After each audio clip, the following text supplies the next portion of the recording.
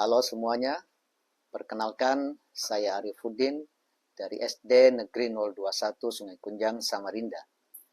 Dalam video ini saya ingin membagikan refleksi saya tentang etika dan keterbatasan kecerdasan artifisial atau KA, khususnya dalam konteks pendidikan di sekolah. Mari kita lihat lebih dalam bagaimana KA bisa menjadi alat bantu yang berguna, tetapi juga memiliki batas yang harus kita waspadai. Yang pertama, keterbatasan KA yang saya pelajari, yaitu salah satu keterbatasan KA adalah tidak mampu memahami konteks sosial dan emosi manusia. Misalnya dalam konseling siswa, KA tidak bisa menunjukkan empati atau mendengar dengan perasaan.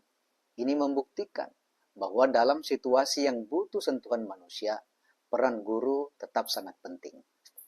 Kemudian yang kedua, KA sangat bergantung pada data yang digunakan saat pelatihan.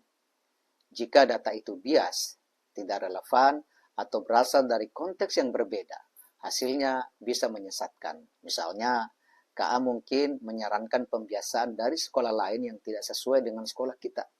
Pada intinya, KA hanya membaca data yang kita inputkan.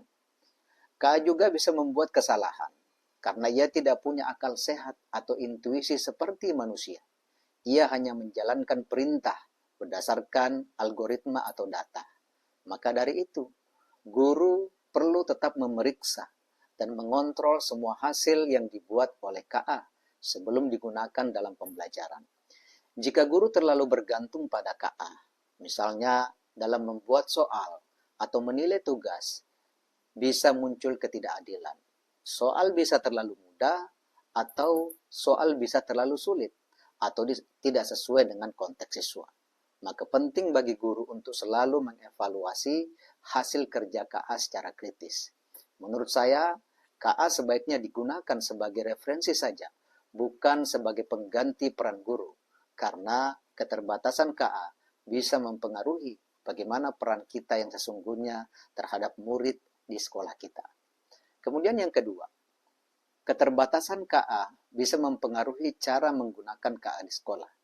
Misalnya, jika guru mengandalkan KA untuk membuat soal atau menilai hasil kerja siswa, tanpa melakukan pengecekan ulang, bisa saja muncul ketidakadilan. Maka dari itu, guru tetap perlu mengevaluasi hasil kerja KA sebelum digunakan dalam pembelajaran. Jadi meskipun KA dapat menjadi sangat pintar dalam tugas-tugas tertentu, kemampuannya tetap terbatas karena tidak memiliki akal, intuisi, dan kreativitas seperti layaknya manusia.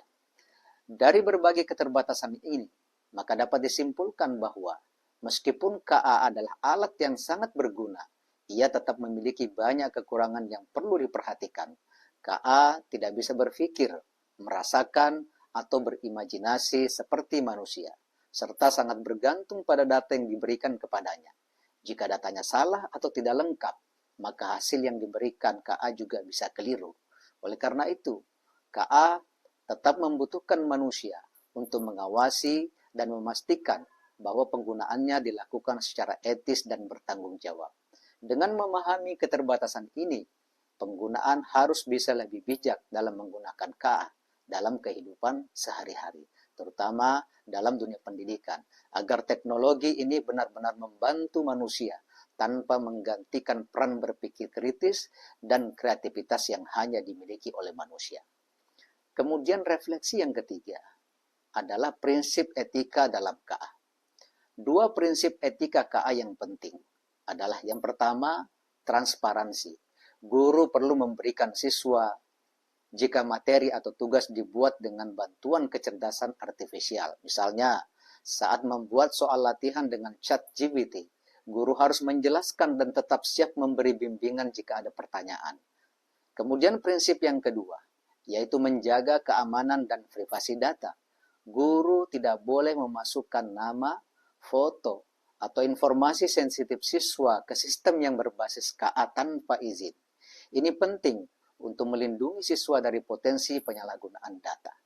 Dari berbagai keterbatasan ini saya menyimpulkan bahwa KA memang bermanfaat, tetapi tidak sempurna.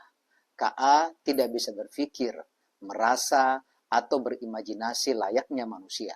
Kita tidak bisa menyerahkan sepenuhnya proses pendidikan kepada sistem yang tidak punya hati dan intuisi.